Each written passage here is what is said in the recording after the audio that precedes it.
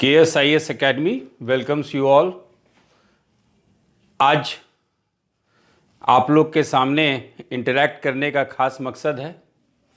खास मकसद ये है कि 8 जनवरी फ्राइडे 8 जनवरी 8 जनवरी 2021 को हम लोग BPSC 66 मेंस का नया बैच स्टार्ट कर रहे हैं। और ये जो है BPSC 66 मेंस, इसमें आपका क्लास प्लस टेस्ट सीरीज दोनों इंक्लूडेड है। तो 66 BPSC मेंस का न्यू बैच, टारगेट बैच हम लोग फ्राइडे 8 जनवरी 2021 से स्टार्ट कर रहे हैं। इसमें आपका classes as well as test series रहेगा। अब दूसरा चर्चा का विषय यह है कि कौन से बच्चों को मेंस की तैयारी करनी चाहिए। तो इसमें यदि हम लोग देखें तो जो बच्चों का कट ऑफ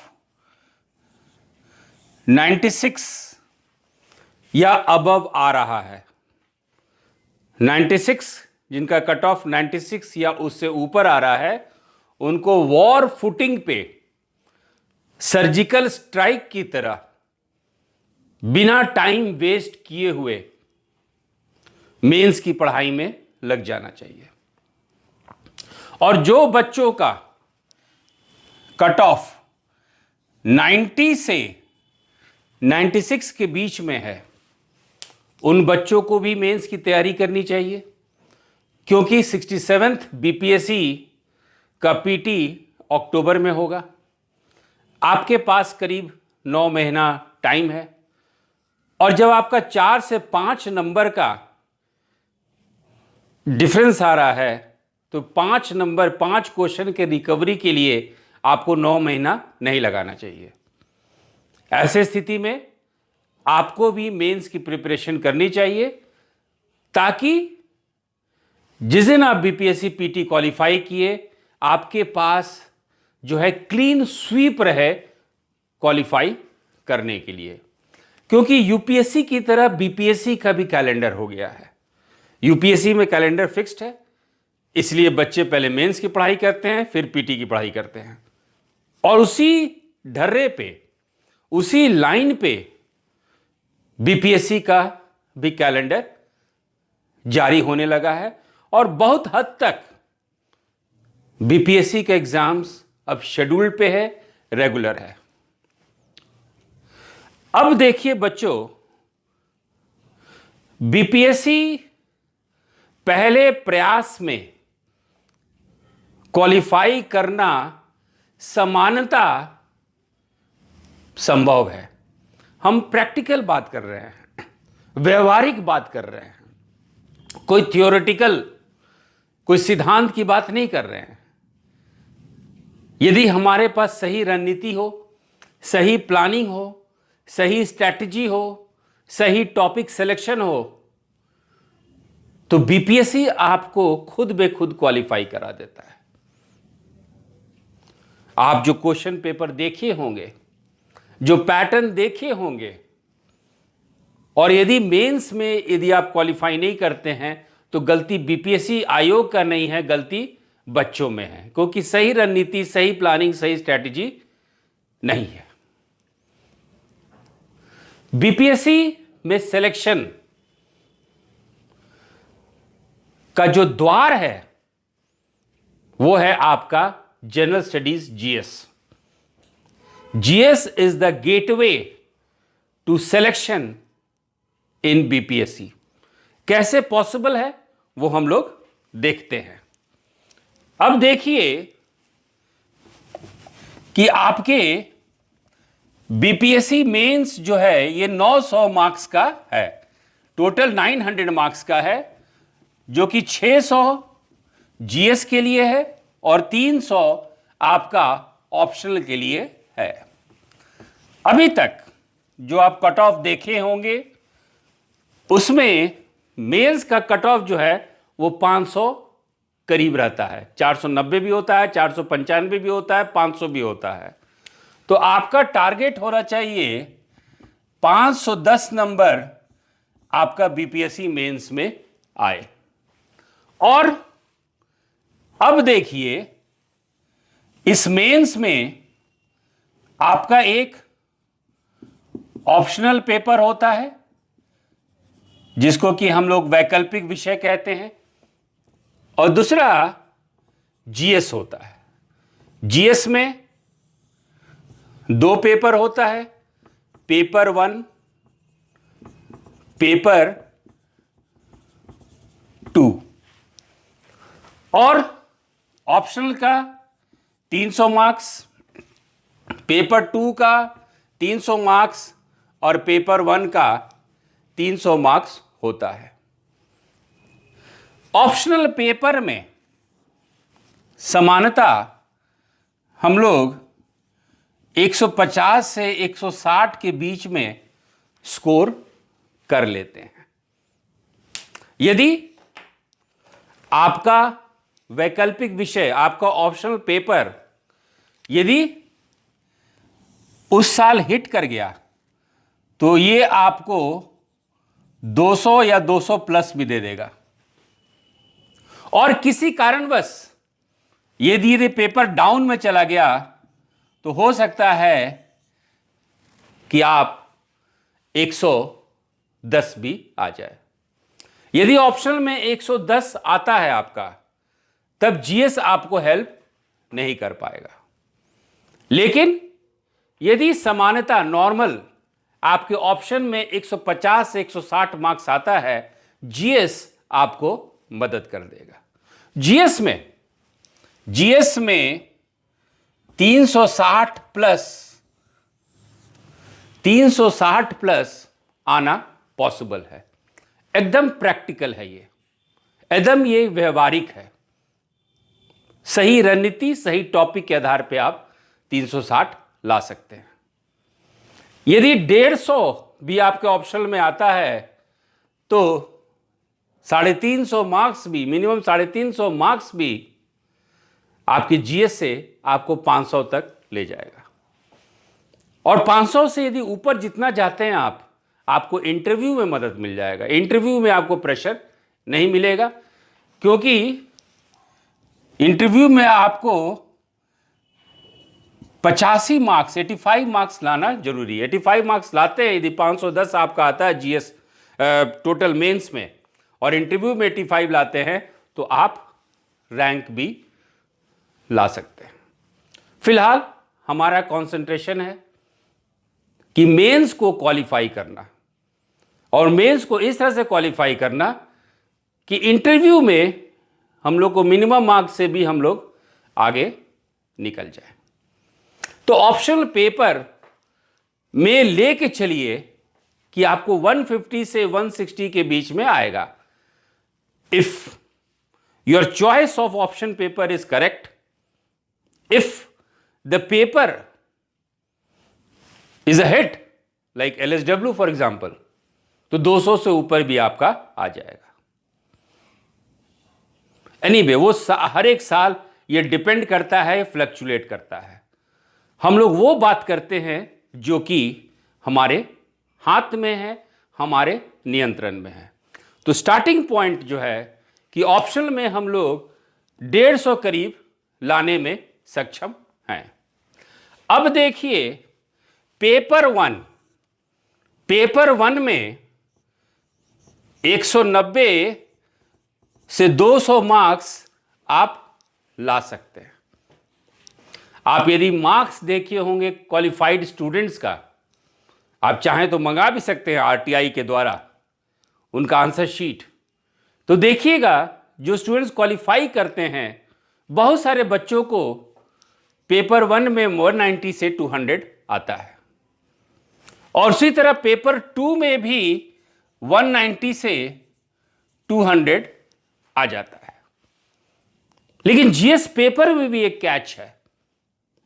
कभी पेपर 1 हिट कर जाता है तो कभी पेपर 2 हिट कर जाता है। हिट करने का मतलब है कि पेपर 1 में मान लीजिए करंट अफेयर्स पे बहुत डायरेक्ट क्वेश्चन पूछ दिया गया, यूएन का शिक्षा में रोल या यूएन का शिक्षा में योगदान या डब्ल्यूटीओ में ट्रेड में डेवलपिंग कंट्री के लिए विकासशील देशों के का समाधान, ये डायरेक्ट क्वेश्चन है। लेकिन बहुत ज्यादा सेक्टर स्पेसिफिक पूछ दिया जाए कि यूनाइटेड नेशंस और बिहार में एग्रीकल्चर, संयुक्त राष्ट्र की नीति और बिहार, तब ये क्वेश्चन बड़ा स्पेसिफिक हो जाता है और ऐसे स्थिति में वो पेपर जरा नीचे आ जाता है। लेकिन यदि सही रणनीति से आप तैयार करेंगे पेपर 1, तो पेपर 1 में भी आप 190 से 200 मार्क्स बच्चे लाते हैं, स्टूडेंट्स लाते हैं, कैंडिडेट लाते हैं और आप भी ला सकते हैं। आपको लिस्ट ऑफ टॉपिक्स बनाना है। हिस्ट्री में 17 से 18 टॉपिक है। बहुत आसानी से मेरा पहला वीडियो भी आप देखे होंगे, दूसरा वीडियो भी देखे होंगे। हिस्ट्री में क्या पढ़ना है? एक क्वेश्चन फिक्स्ड है, गांधी, नेहरू, टैगोर, डॉक्टर अंबेडकर। एक क्वेश्चन फिक्स्ड है, मौर्य आर्ट, पाल आर्ट, पटना कलाम या मधुबनी पेंटिंग। तो कुछ फिक्स्ड टॉपिक्स है और आपके पास चॉइस है। तो सेक्शन 1 भी बना सकते हैं, history, art and culture. Paper 2 current affairs में भी आप लिस्ट ऑफ टॉपिक्स, मेरा पहला वीडियो और वीडियो सेकंड में आप देखेंगे तो आपको हेल्प मिल जाएगा। डाटा इंटरप्रिटेशन, स्टैटिस्टिक्स वाला भाग, सेक्शन 3, उसमें स्टेप्स पे आपको मार्क्स मिलेगा। करना कुछ नहीं है, एनसीईआरटी का बुक लीजिए और जैसे जैसे स्टेप में किया गया है 10 साल का प्रीवियस 10 इयर्स का क्वेश्चन पेपर बनाइए। आप बहुत ज्यादा स्पीड में एग्जाम में एनालिसिस कर सकते हैं। पेपर 2 में भी 190 to 200 लाना बहुत बड़ी बात नहीं है। एग्जैक्ट रणनीति, लिस्ट ऑफ टॉपिक चूज कीजिए। जैसे कि पॉलिटी में list of topics, burning topics और कौन कौन इश्यूज है उसको कवर कीजिए। सुप्रीम कोर्ट का डिसीजन, उसका एनालिसिस, उसका व्याख्या, उसका कार्यान्वयन, उसका इंप्लीमेंटेशन इंडिया लेवल पे, बिहार लेवल पे कीजिए। Paper 2 section 2, paper 2 section 2, human geography, economic geography, data analysis से, डाटा इंटरप्रिटेशन से कंक्लूजन ड्रॉ कीजिए। ह्यूमन ज्योग्राफी बिहार में, इंडिया में, इकोनॉमिक ज्योग्राफी बिहार और इंडिया में, उसका भी लिस्ट ऑफ टॉपिक्स बनाइए, आ जाएगा। आपका सेक्शन 3 साइंस एंड टेक्नोलॉजी कभी कभी बहुत क्लियर रहता है, बहुत आसान रहता है। Science and technology in energy, ऊर्जा में science and technology, science and technology in agriculture या डिजिटल एजुकेशन। बिहार में डिजिटल एजुकेशन का क्या स्कोप है, क्या संभावना है, कैसे ये बढ़ सकती है, ये सब स्ट्रेट फॉरवर्ड क्वेश्चन है। लेकिन कभी कभी जो है टफ भी आ सकता है इसमें, जिसके कारण ये पेपर पिट जाता है। जैसे digitalization of e value chain in agriculture, e value chain, कृषि में ई वैल्यू चेन, खास करके ई गवर्नेंस के रूप में, खास करके डिजिटल इंडिया के रूप में। तो यहां पे आपको स्पेसिफिकली जो है आंसर करना है। उद्यमिता और स्टार्टअप, कोविड-19 के समय में भारत में स्टार्टअप, उनकी संभावना, उनका सफलता का दर, रणनीति, यह सब जरा सेक्टर स्पेसिफिक हो जाता है, जो कि सेक्शन 3 को टफ बना देता है। लेकिन हम लोग सही रणनीति से, सही टॉपिक का चॉइस के, सर्जिकल स्ट्राइक से हम लोग इस तरह का क्वेश्चन कर सकते हैं। अब चलते हैं कि हम लोग का क्लासेस और टेस्ट सीरीज कैसे होगा। इसके लिए हम लोग को यह बात ध्यान रखना है कि 20 से 22 मार्च के बीच में आपका मेंस एग्जाम शेड्यूल हो जाएगा। जनवरी लास्ट तक हो सकता है कि आपका पीटी का रिजल्ट निकल जाए और मार्च में आपका जो है परीक्षा संभव हो जाए। तो जनवरी में हम लोग पेपर 1 पे कंसंट्रेट करेंगे, फरवरी में हम लोग पेपर 2 पे कंसंट्रेट करेंगे। फरवरी में पेपर 2 पे कंसंट्रेट करने का कारण यह है कि इकोनॉमिक सर्वे हमारे पास आ जाएगा, बजट आ जाएगा, तो सारे इक्विपमेंट के साथ हम लोग लैश हो करके उस पेपर को बहुत अच्छी तरह से विश्लेषण करेंगे। तो हमारा स्टार्टिंग पॉइंट क्या है?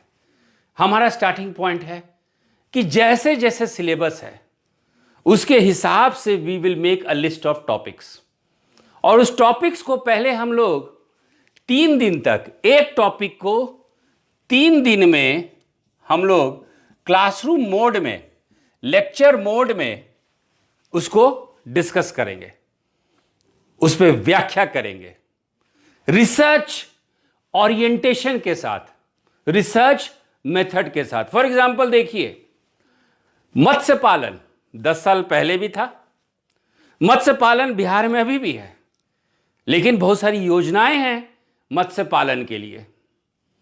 आप यदि मत्स्य पालन पे क्वेश्चन आता है, आप यदि सिर्फ ये लिखते हैं कि बिहार का भौगोलिक संभावना क्या है मत्स्य पालन के लिए, फिशरीज के लिए, तो नॉर्मल जो है आपको मार्क्स मिलेगा।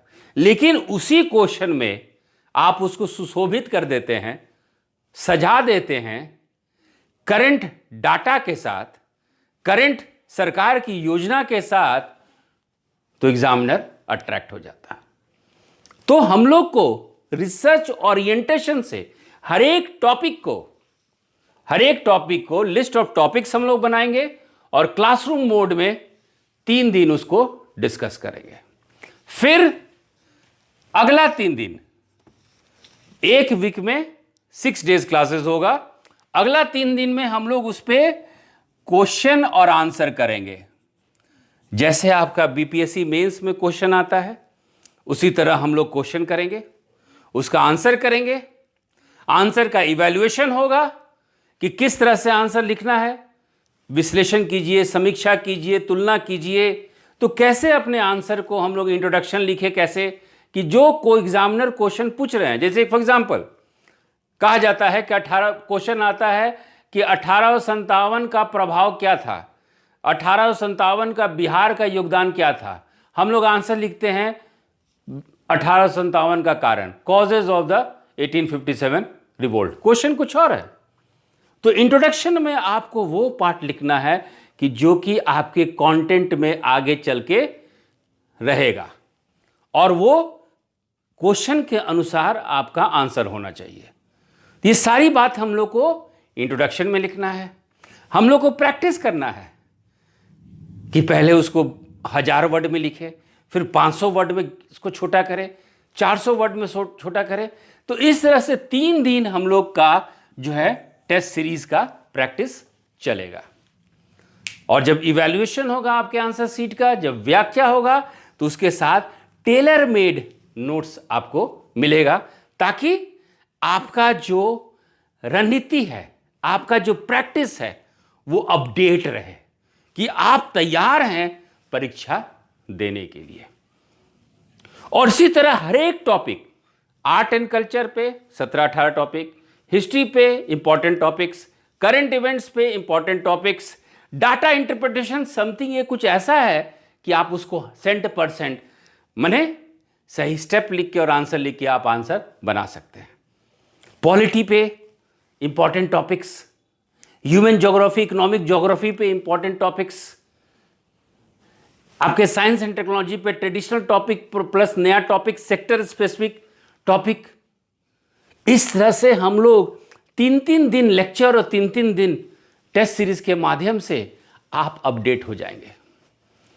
और यदि आपको लिखने का तरीका आ गया, यदि आपके पास नॉलेज आ गया, यदि आपका कॉन्सेप्ट आ गया और लिखने का उसको सही रूप से सजा के आप एग्जामिनर को देते हैं, डाटा के आधार पे, चार्ट के आधार पर, थोड़ा सा मैप का बिंदु पॉइंट बना के, कंपैरेटिव चार्ट बना के, तो एग्जामिनर अपने आप इंप्रेस हो जाएंगे। हमारा ऑब्जेक्टिव ये रहेगा कि उस एग्जामिनर से ज्यादा मार्क्स हम लोग कैसे ले लें।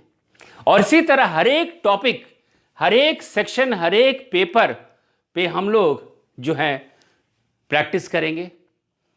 लेके हमारे पास 80 दिन है, चलिए 75 दिन मान लीजिए या 85 दिन मान लीजिए। यदि हम लोग उसको 8 से 9 घंटा भी हम लोग सेल्फ स्टडी पे लगाएंगे तो बीपीएससी कहेगी आपको कि प्लीज कम एंड ज्वाइन।